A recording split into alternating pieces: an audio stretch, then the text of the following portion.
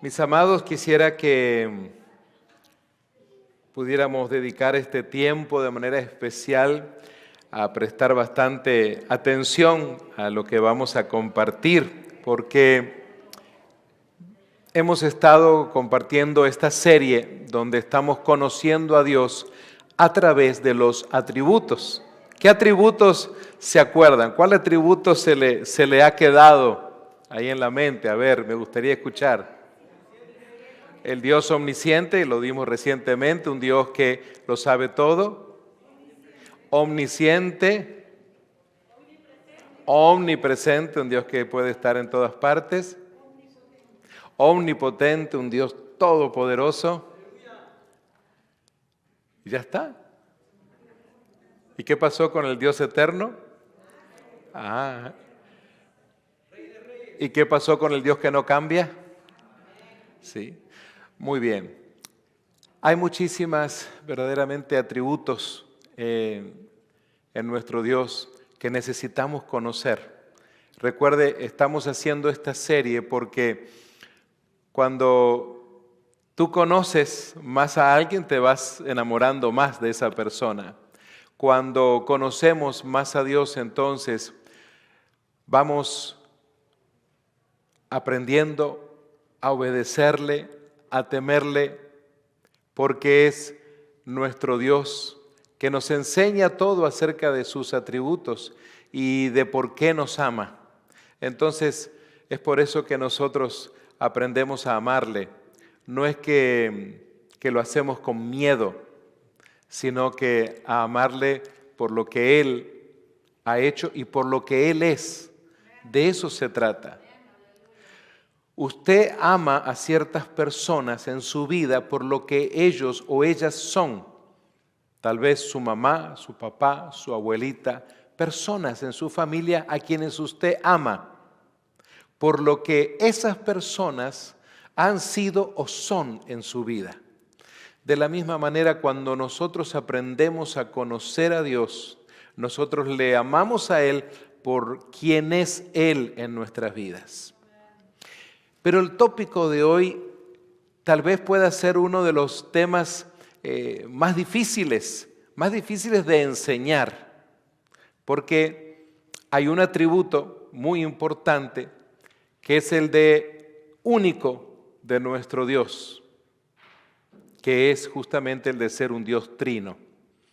Y vamos a hablar justamente de este punto que es muy doctrinal. Si usted es una persona que ha estado acercándose a Nueva Esperanza y viene conociendo de a poco la iglesia y usted se ha preguntado, bueno, ¿cuál es la doctrina de la iglesia? ¿En qué cree? Creo que esta serie de atributos le ha ayudado mucho a usted a ver también lo que creemos a la luz de la Escritura. Y hoy no es para menos, porque hablar acerca de la Trinidad es un tema que se ha debatido mucho. No crea usted que todo mundo cree en la Trinidad. Hay muchísimas personas que argumentan muchas cosas. Y yo me presento detrás de este púlpito delante de ustedes para poder enseñar esto, pero quiero que vean que lo que yo contemplo es el hecho de que estoy delante de personas inteligentes, personas que pueden discernir y que pueden entonces entender lo que se está enseñando. Yo no estoy acá detrás de una computadora ejecutando órdenes para que los robots tengan que hacer todo lo que yo digo, no es así. Recuerde, una cosa importante es, conforme usted asiste a la iglesia y va escuchando, es de que usted vaya asimilando también su propia teología, qué es lo que usted conoce de Dios, qué es lo que usted cree de Dios.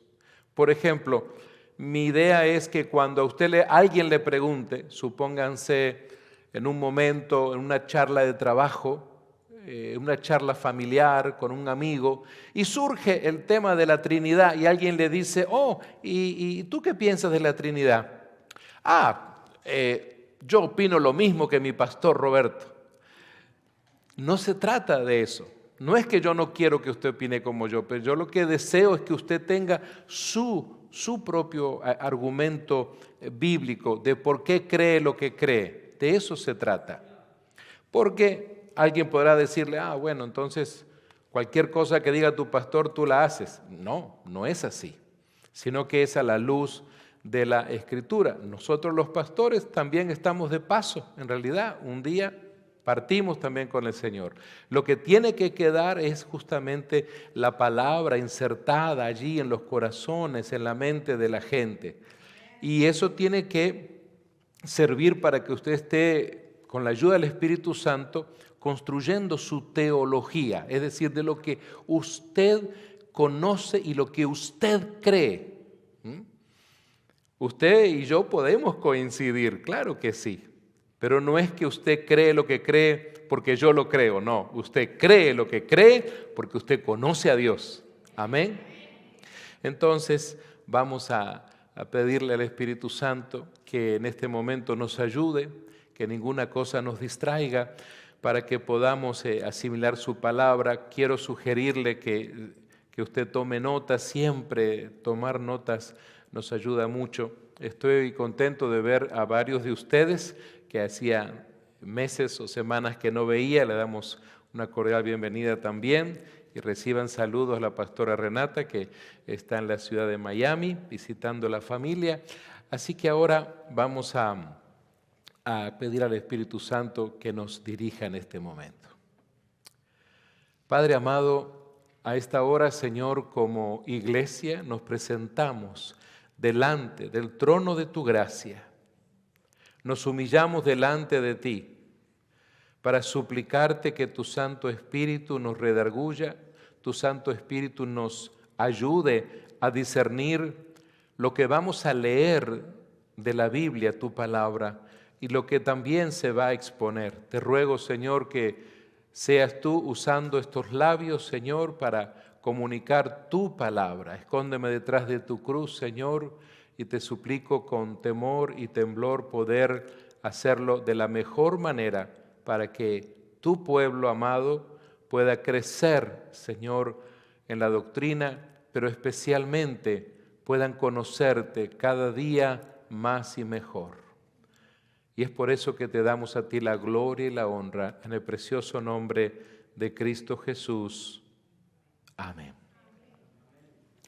Doctrina bíblica de la Trinidad es el título que hoy agregamos a esta serie de los atributos del Señor, los atributos de Dios. Mis amados, me gustaría entonces invitarles a abrir sus Biblias, por favor, y poder ir a Deuteronomios capítulo 6. Deuteronomio capítulo 6, el versículo 4 dice: Oye, Israel, Jehová nuestro Dios, Jehová uno es. Y ahora acompáñeme con Isaías 45:5, por favor.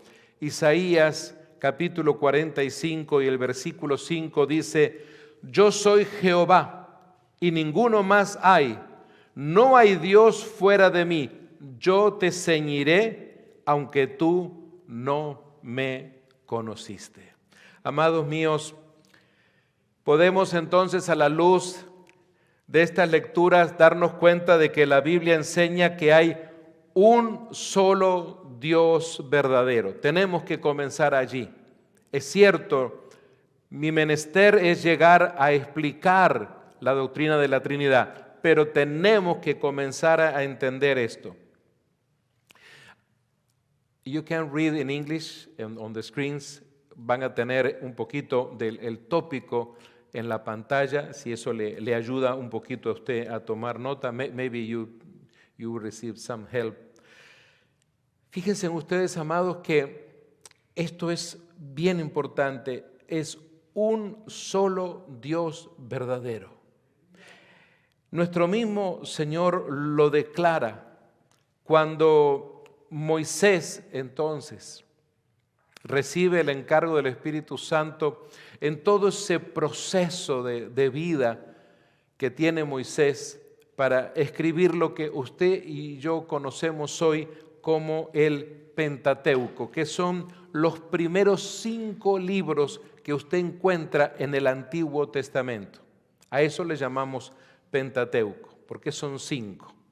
Fíjense ustedes entonces que luego, en un tiempo ya diferente al de Moisés, el profeta Isaías, a un pueblo cuya generación no era la misma que estuvo con Moisés, pero noten ustedes, y me han escuchado enseñar esto, que cuando Dios en diferentes generaciones a lo largo de la cronología bíblica encontramos a Dios repitiendo algo, volviéndolo a decir, pasa una generación y lo vuelve a enseñar, viene otra generación y lo vuelve a enseñar. Recordemos esto, una generación no va a aprender algo porque sus abuelitos lo aprendieron nada más. Tienen que recibir la enseñanza, así como lo recibieron sus abuelitos o sus padres. Así que entonces es por eso que a través del profeta Isaías ahora Dios le dice a este pueblo que lo que merecía era un tiempo, ¿verdad?, de corrección por tanta idolatría, por tanta cosa que hacían desagradable delante de Dios. Y ahí estaba Isaías tratando de corregir a este pueblo.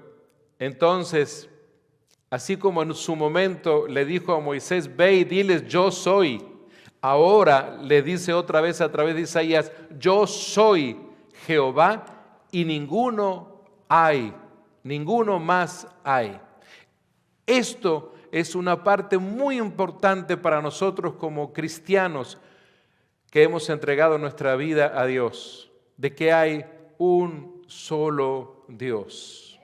Recuerden entonces que esto ha sido una gran lucha en el mundo entero a través del paganismo, que todavía no ha muerto, que parece ser que está más vivo que nunca, a través de tantos cultos y sectas que llegan ya a casi 5,000. Así que, mis amados, partamos de esta base, no porque yo se los digo, sino porque a la luz de la Escritura vemos que hay un solo Dios y ninguno más hay. Ahora, en segundo lugar, este único Dios existe eternamente en 3 personas. Es un único Dios, pero existe en 3 personas. Y aquí es donde comienza a complicarse un poquito, donde mucha gente dice, no te entiendo lo que me estás diciendo. Por eso es que necesitamos pasar por este proceso en la palabra y entenderlo. Note usted que no estoy enseñando 3 dioses, no son 3 dioses, sino un solo Dios, pero en 3 personas distintas, Padre, Hijo y Espíritu Santo. De eso es lo que está hablando el Señor Jesús en la gran comisión de Mateo 28:19. Esa sería una buena base bíblica. Ahora bien, si Jesús está hablando con los discípulos, donde está dando la gran comisión, y encontramos entonces allí en la gran comisión al Padre, al Hijo y al Espíritu Santo, tenemos que ver quiénes son ellos. Note usted entonces que cuando decimos que el Padre es Dios, el apóstol Pablo en Filipenses capítulo 1 y verso 2, él dice, gracia y paz de Dios nuestro Padre. Noten ustedes que él abre la carta con un saludo a los creyentes en la ciudad de Filipo y ya está introduciendo esto, a Dios como nuestro Padre.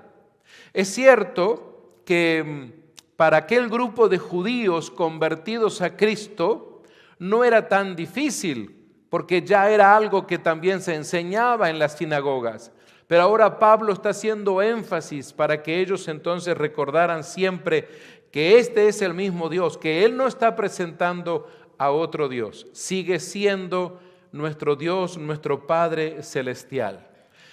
Pero observemos lo que dice el Señor Jesús, porque Juan, me gustó resaltar esto en el capítulo 6 y verso 27, vemos allí que Jesús llama al Padre Dios. Tome nota de Juan, este capítulo 6, el verso 27, de qué manera entonces está el Señor hablando de Dios. También, así como Pablo les presenta a los hombres y mujeres de la iglesia en Filipo a Dios como Padre, Jesús está haciendo lo mismo allí, tanto con los discípulos como con la gente que rodea, introduciendo a Dios como Padre. Pero la segunda persona de la Trinidad es el Hijo. El Hijo es Dios. Alguien dirá, espérese, me acaba de decir de que el Padre es Dios, está bien, y ahora me dice que el Hijo es Dios. Porque recuerde, estamos hablando de un Dios en tres personas. Note usted esto. Cuando Juan comienza a escribir el capítulo 1 y verso 1, cuando él dice, en el principio era el Verbo y el Verbo era Dios, notemos que desde ese momento Juan está revelándonos a través de esta escritura la presencia ya trinitaria en la creación. Hay algo que vamos a descubrir en este estudio, que la Trinidad no es algo inventado, no es algo creado. Nadie inventó la Trinidad. No hay ningún hombre que haya escrito sobre ella. No hay alguien que la haya tenido que fabricar. No, la Trinidad ha sido parte siempre de Dios. No tiene un momento de que se diga tal día, de tal año, comenzó a existir la Trinidad. No es así.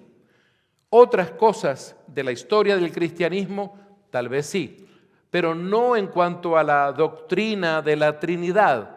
Siempre ha estado allí, siempre ha existido.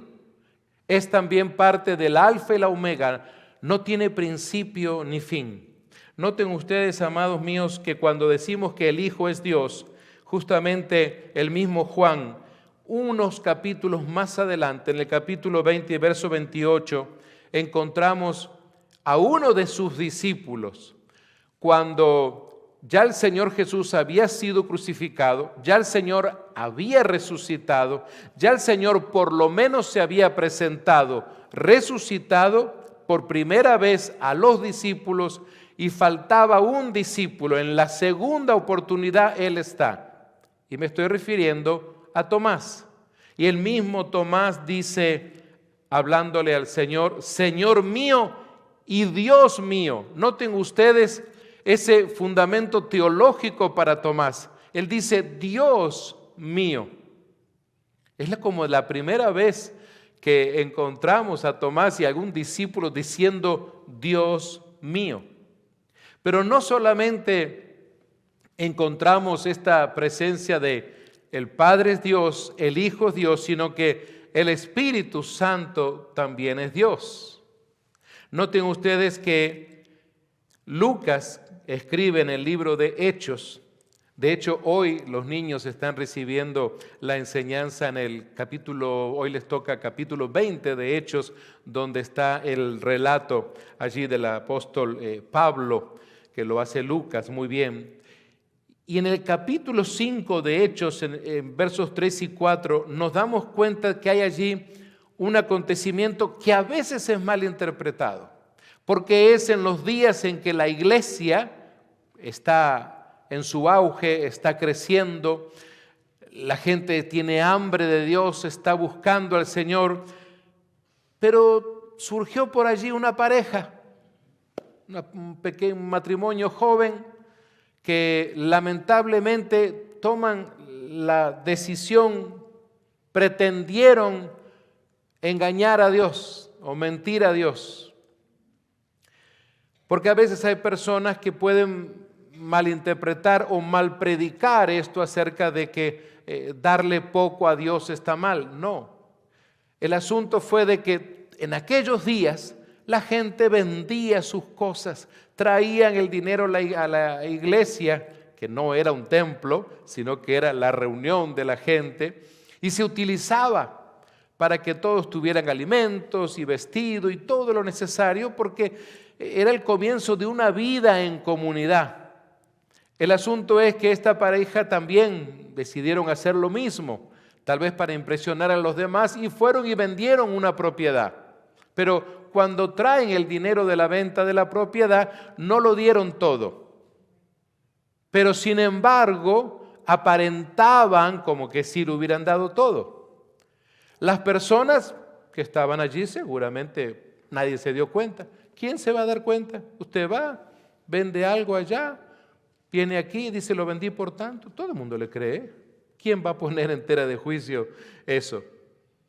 Pero ¿qué sucede? Que el Espíritu Santo no puede ser burlado. Noten ustedes entonces que justamente lo que el apóstol Pedro les dice es que el problema no está en si dieron o no dieron. Es más, podrían haberse quedado con todo, les dice Pedro. Si al fin y al cabo es de ustedes. No tenían que dar nada. El problema no está en si daban o no daban. El problema estaba en la mentira. Ese era el problema que el apóstol Pablo les dice. Ustedes han mentido al Espíritu Santo, y él les dice, eso es mentir a Dios. Así que Pedro ya les está enseñando allí entonces de que el Espíritu Santo es Dios. Y veamos que Pablo no se queda atrás, porque cuando él escribe su primera carta a los hermanos que vivían en la ciudad de Corinto, 1 Corintios 3:16, vemos que el Espíritu habita, le dice Pablo a los corintios, el Espíritu Santo habita como Dios en cada uno de ustedes. Fíjate entonces algo que estamos aprendiendo a través de esta enseñanza, que Dios habita en nosotros desde ese momento en que nos arrepentimos de nuestros pecados y le hemos entregado nuestra vida a Él. Y Él comienza a habitar, es decir, nosotros comenzamos a ser morada de Dios. De eso se trata. Amén. Así que entonces el Padre es Dios, el Hijo es Dios, el Espíritu Santo es Dios. Pero cada persona de la Trinidad es distinta. Y usted dirá, esto se está poniendo interesante. Un solo Dios, 3 personas, pero cada una distinta. Noten ustedes entonces algo muy interesante. Cuando leemos en Lucas el capítulo 3, versos 21 al 22, vemos que allí sucede el bautismo de Jesús. El Señor Jesús entonces entra a las aguas del río Jordán. Está entonces allí Juan el Bautista haciendo lo que él hacía, predicando el arrepentimiento para el pueblo, y está allí bautizando a las personas. Y el Señor Jesús entra en obediencia al Padre. Juan se sorprende un momento, pero sin embargo procede a hacerlo. Y noten ustedes entonces que allí sucede un acontecimiento muy visual y muy auditivo también, porque en ese momento en que Juan procede a bautizar al Señor Jesús, y no lo está haciendo por sus pecados o en arrepentimiento, que era la prédica para la gente, sino que previamente el Señor Jesús le dijo, debemos hacer esto, así nos conviene, porque eso significaba agradar al Padre. Noten ustedes entonces que en el bautismo de Jesús, el Padre habla. Este es mi Hijo amado, en quien tengo complacencia. Luego vemos entonces que el Hijo es bautizado, segunda persona de la Trinidad. Y luego vemos que el Espíritu Santo se visualiza en forma de ¿qué? De una paloma que desciende justamente sobre el Señor Jesús. Creo que este sería muchas veces, a lo largo de la enseñanza de la palabra, uno de los ejemplos o ilustraciones más contundentes que encontramos nosotros, o una manifestación muy importante. Téngalo allí en cuenta en Lucas 3, versos 21 y 22. Recuerde que siempre las personas que están en contra de la Trinidad van a encontrar sus argumentos. No le quiero yo enviar allá afuera a usted a decir, usted con esto va a triunfar. No, no, no. Usted está siendo equipado, está aprendiendo. No cree usted que usted va a compartir esto y las personas, ay, gracias, qué maravilloso, al fin entendí. No, hay personas que seguramente no van a creer en esto. Pero esto nos muestra que son tres modos del mismo ser, sino que son tres personas distintas. No son tres modelos, repito, del mismo ser, sino tres personas distintas, actuando de manera distinta. El Padre está hablando, el Hijo está obedeciendo, el Espíritu Santo está allí descendiendo.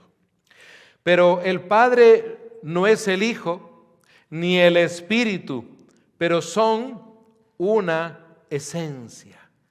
Esta es una palabra muy importante. No aparece esta palabra esencia en nuestros versos bíblicos, pero Juan nos ayuda a entenderla. El capítulo 17, tanto en el versículo 11 como en el versículo 21, vemos allí la oración de Jesús. Jesús allí ora para que los creyentes sean uno como nosotros somos uno. Así que el Señor Jesús está orando al Padre en el Espíritu y orando de tal manera por usted y por mí, por nosotros, para que un día podamos ser uno como ellos son uno. Amados míos, Jesús está tan interesado en la unidad de su pueblo que desde aquel día, en esa oración del jardín de Getsemaní, ya estaba clamando por la oración de unidad para nosotros. Y vaya que sí es tan necesario, ¿verdad? A lo largo de la historia de la iglesia hemos visto tantas divisiones, tantas diferencias, por aquí, por allá, en todas partes. Por cualquier cosa, cualquier argumento era bueno para dividirse o para formar una secta. Amados, veamos entonces que la Trinidad, como lo dije al principio, es eterna, no es creada. Y si bien al principio lo mencioné, quiero darle sustento bíblico. ¿De dónde sacamos que la Trinidad es eterna y que no es creada? Vayamos a Hebreos capítulo 9 y el versículo 14. Hebreos capítulo 9 y verso 14, vemos que allí habla de que el Espíritu es eterno. Usted lo tiene en su Biblia, el Espíritu es eterno. Pero el Señor Jesús añade algo muy interesante en el capítulo 17 y versículo 5 de Juan, porque allí vemos que Jesús tenía gloria con el Padre antes, dice Juan, antes de la creación del mundo. Así que entonces nos damos cuenta nosotros que ya la idea de Trinidad está presente constantemente. No tiene un punto de comienzo, es eterna, así como lo es Dios mismo eterno. Y mis amados, ¿qué podemos decir acerca de esta doctrina que hoy estamos hablando, acerca de este atributo único de Dios? Bueno, la Trinidad también coopera en la creación. Si alguien le preguntara acerca de ¿para qué sirve? Note usted que en Génesis capítulo 1, los 2 primeros versos, allí Dios está en plena jornada de creación. El Espíritu Santo se está moviendo sobre las aguas. Y luego el Señor Jesús, en el capítulo 1, verso 3, Jesús, el Verbo, dice Juan, es agente activo en la creación. Así que entonces, desde la creación, vemos nosotros presente al Padre, al Hijo y al Espíritu Santo. Y no solamente está activa en la creación, porque podríamos preguntarnos, bueno, y si es tan importante para ustedes los cristianos este asunto de la Trinidad, ¿qué importancia tiene o qué relevancia tiene en cuanto al tema de la salvación? Que ese es un concepto doctrinal sumamente importante para nosotros los creyentes.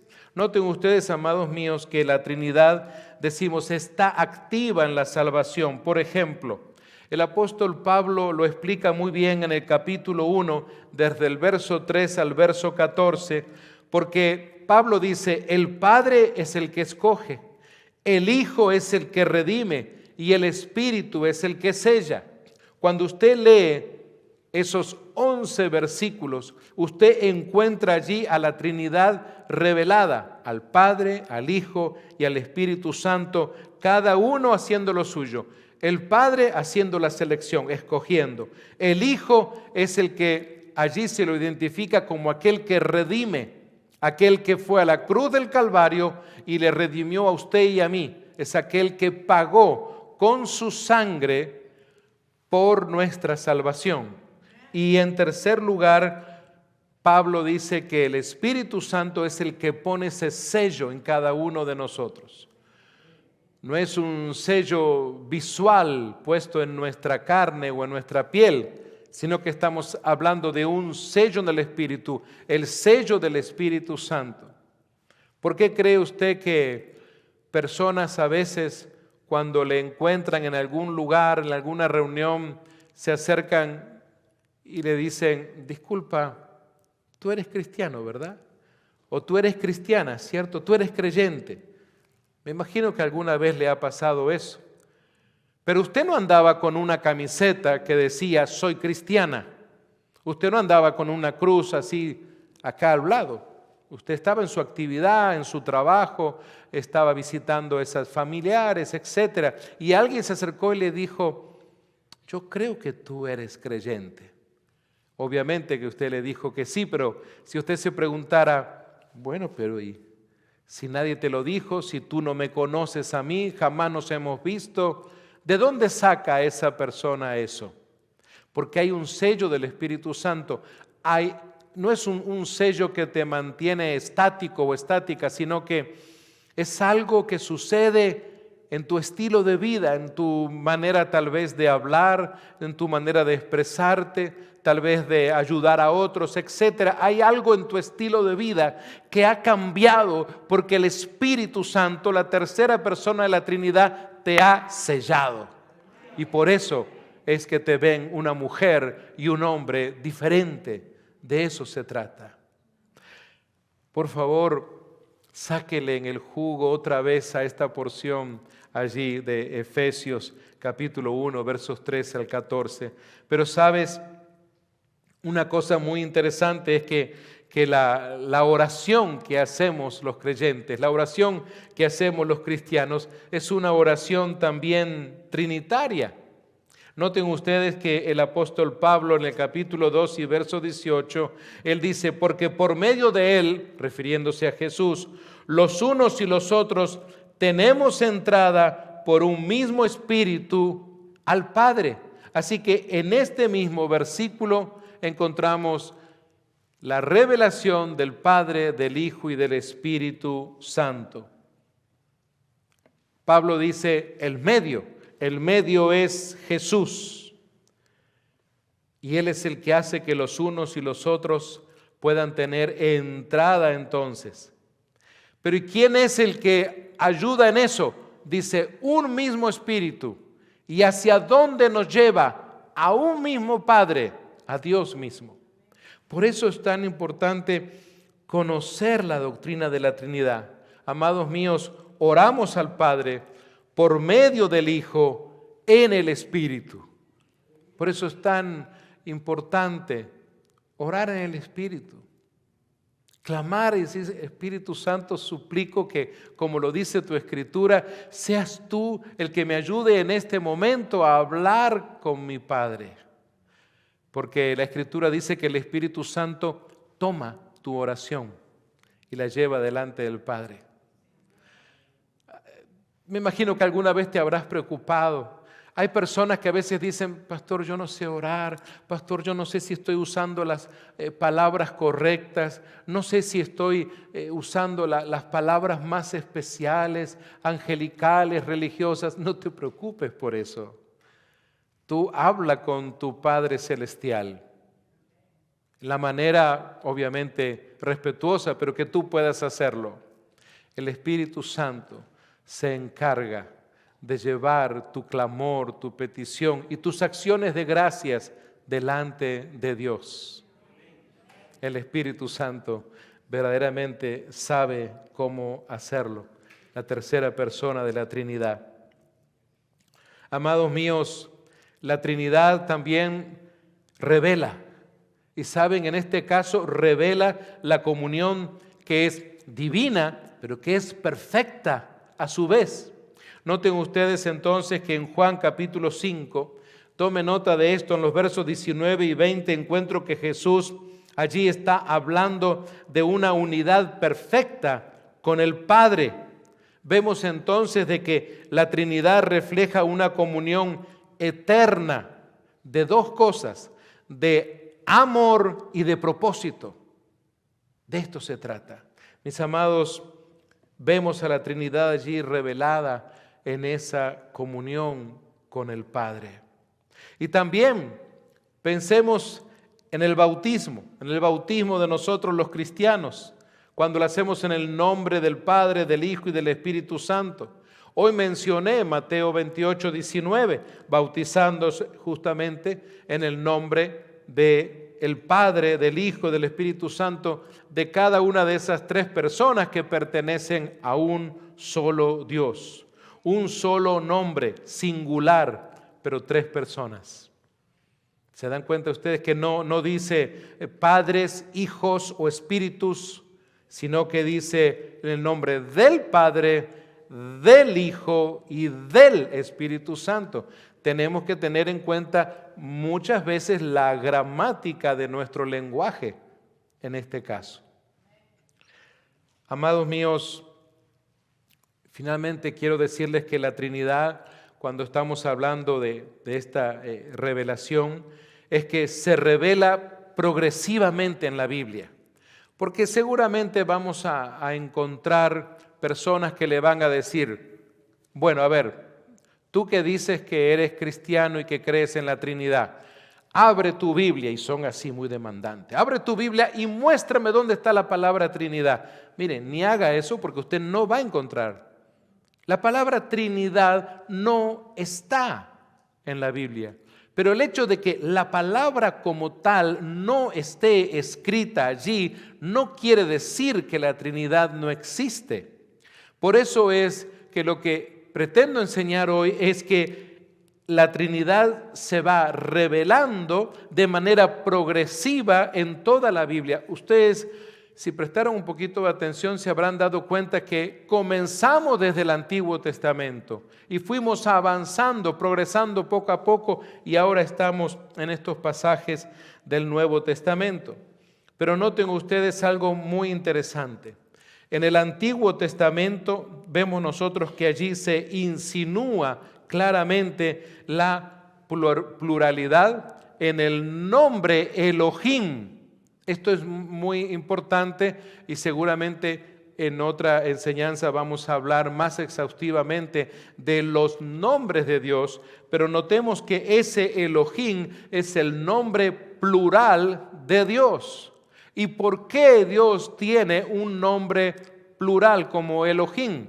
Porque está refiriéndose a sí mismo como Padre, Hijo y Espíritu Santo. En Génesis capítulo 1 y verso 26, allí van a encontrar revelado esto. No usa la palabra Elohim, pero en el original así aparece.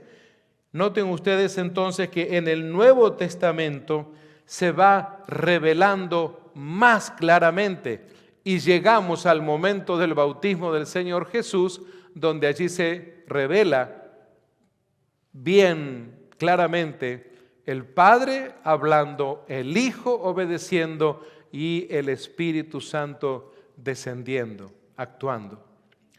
Amados míos, quisiera que pudiéramos llegar al final de esta primera parte para no saturarles con tanta información acerca de que la Trinidad no es ilógica, porque usted va a encontrar personas que le van a decir, mira, tú que eres trinitaria o tú que eres trinitario, es que no tiene lógica. Tu doctrina, te van a decir, no tiene lógica.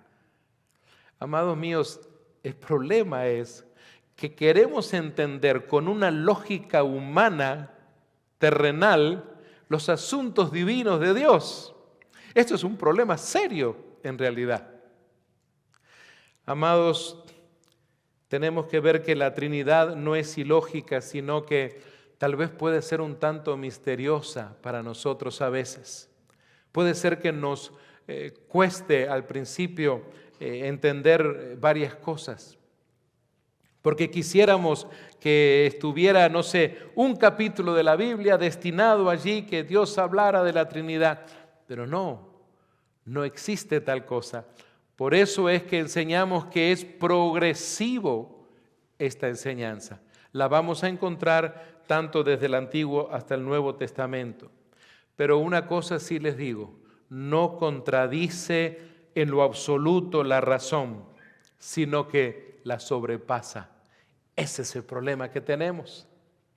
Porque si queremos racionalizarla, verdaderamente que nos va a costar mucho. ¿Pero y por qué? ¿Por qué, pastor? Porque es que sobrepasa nuestra racionalización humana. Ese es el asunto. Dios es más grande que la mente humana. Por eso nos cuesta entenderlo cuando queremos usar una mente humana para entender una verdad de una mente divina. Ese es el asunto. Ahora, Isaías capítulo 55, versos 8 al 9, nos ayuda un poco a entender este concepto de que estamos luchando a veces con nuestra mente humana para entender a una mente divina. Y creo que este es un pasaje muy conocido por el pueblo cristiano, cuando él dice, mis pensamientos no son vuestros pensamientos. Ese es el asunto. La manera que usted y yo tenemos de pensar no es la manera de Dios. Y muchas veces quisiéramos que Dios piense como nosotros, que Dios haga como nosotros queremos. Ese es el punto. Y por eso viene este choque muchas veces. Ahora, Dios no quiere que usted y yo simplemente seamos como autómatas, que tengamos que simplemente aceptarlo así como sí, porque Él es Dios y porque se le dio la gana de que usted crea lo que Él dice. No, porque Dios también te ha hecho, te ha creado como un hombre, como una mujer, con criterio, con pensamientos propios, con ideas propias, para crear tu propia teología, tu propio conocimiento acerca de Dios. Tú no vas a entrar al reino de Dios, al cielo, por el criterio teológico de tu abuelita. Tú puedes respetar la teología de tu abuelita, tú puedes respetar la teología de tu pastor, pero tú conoces a Dios a través de lo que Él te enseña en su palabra y de cómo el Espíritu Santo se revela a tu vida. Eso es parte esencial de tu teología, de lo que tú conoces y de las pautas doctrinales para que tú puedas creer en un solo Dios que se manifiesta, que se revela a nosotros, como un Padre que nos ama, como un Hijo que obedece y como un Espíritu Santo entonces que pone el sello, que abre el camino. Por eso es que la doctrina trinitaria pueda parecerle a algunas personas un tanto misteriosa, pero entendamos esto y no nos olvidemos, simplemente sobrepasa nuestro entendimiento. Pero sin embargo, tenemos sobreabundantes porciones bíblicas para darnos cuenta de esto. Y si de repente hay muchas cosas que no se te han quedado o no tomaste nota, por lo menos recuerda de esto. Cuando hables con una persona acerca de la Trinidad, no te olvides de que es todo un momento progresivo delante de toda la cronología bíblica. No caigas en aquello de que, a ver, muéstrame la Biblia. Ya les dije, la palabra Trinidad no va a aparecer, pero encontramos cómo Dios se manifiesta como tal. Así que, mis amados, tenemos que creer con todo nuestro corazón, porque Él se ha revelado desde aquel día en el bautismo de Jesús, luego dado en la gran comisión de ir, de hacer discípulos y que también sean bautizados en el nombre del Padre, del Hijo y del Espíritu Santo. He aquí que yo estoy con ustedes hasta el fin del mundo. Vemos entonces el concepto de Trinidad presente en casi toda la Biblia. Les suplico que estemos orando, pidiéndole al Señor por poder ir aprendiendo, seguramente algunos de ustedes van consolidando, confirmando ciertas enseñanzas que ustedes ya tenían en su mente. Y algunos de ustedes probablemente pueda ser la primera o segunda vez que escucha de un tema como este. Y es por eso que le vamos a dar seguimiento. Amados míos, vamos entonces a orar a este Dios grande y poderoso que se ha revelado a nuestras vidas. Mientras nuestro grupo de alabanza se prepara para que podamos adorar a Dios, a un Dios poderoso que se manifiesta en nuestras vidas. Queremos despedir a todos nuestros amigos y amigas que nos han estado acompañando en la enseñanza de este día. Es nuestro corazón que también hayan sido enriquecidos y no se olvide de darle continuidad a esta enseñanza que vamos a tener más adelante. Que Dios los bendiga, paz de Cristo a cada uno de ustedes y nos vemos el próximo domingo.